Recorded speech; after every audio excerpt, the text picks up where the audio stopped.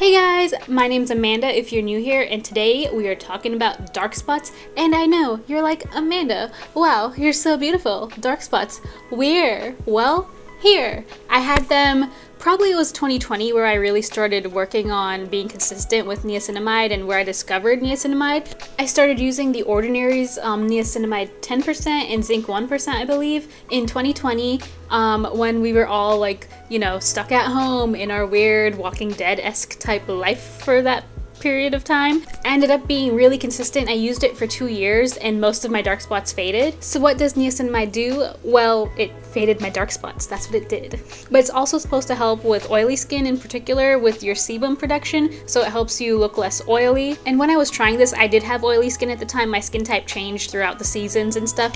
I would say it definitely helped reduce my oiliness for sure. And from The Ordinary's website, it's also supposed to smooth, brighten, and support your skin. And I would say it definitely does that as well. But just to be clear, I don't use The Ordinary's niacinamide anymore. I switched over to this Good Molecules niacinamide just based on a preference thing. I prefer to keep my face damp when I apply any serums or anything. And The Ordinary's one, it would kind of do this weird frothy thing that was kind of annoying. And I also, like, when I was done applying it, my skin felt a little tight, and I didn't care too much because I was like, oh, I just have to apply moisturizer after it's settled in. But with this one, I don't feel that tightness, and so it's just a preference thing. I just prefer this for my skin. I've only tried one other niacinamide, and that was the Glow Recipe one. It's like in a pink bottle. I think it's like a watermelon one or something. I don't know, but I just didn't vibe with it. It was too watery. It was, yeah, way too much of a watery texture for me personally.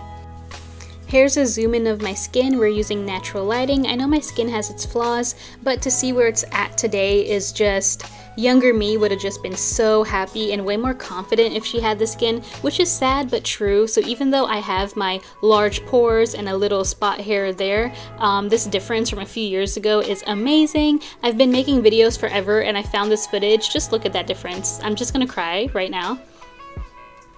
Before I got into serums and niacinamide, I did try good products, but the thing was, I didn't give them enough time to work. I would give it like maybe 2 weeks and be like, ugh, this doesn't work, this is a scam, let's move on to the next product. I definitely learned my lesson, and just to be consistent and not shock my skin with a ton of different products every 2 to 3 weeks. So I would use the niacinamide every single night, and then I would also use The Ordinary's AHA BHA peeling solution, which I still use today at least once a week. And I actually already made a video on that, so you can check it out here if you're interested. But definitely consistency is key, and it's so hard now, I feel like, with all the ads we're getting and all like the perfect, you know, glass skin ads, and you're like, oh, if I buy this I can get that skin.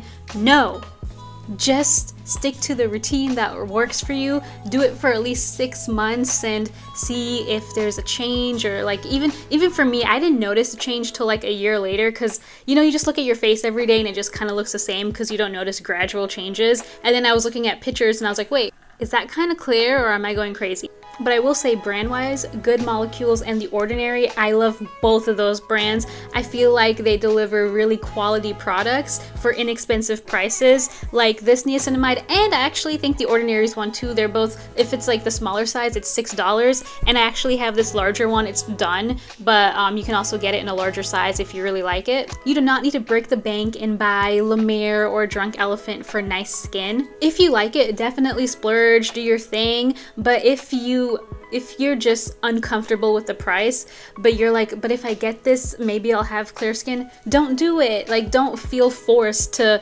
go out of your budget for that. You can find quality, inexpensive products and just give them some time. After I do the niacinamide serum, I'll do a moisturizer and then a facial oil. Usually it's squalane oil. So yeah, that's kind of my typical routine, unless I do a mask or something like that. If you have any questions, just let me know, and please don't forget to subscribe. I would super appreciate it, and thank you guys so much for watching. Bye!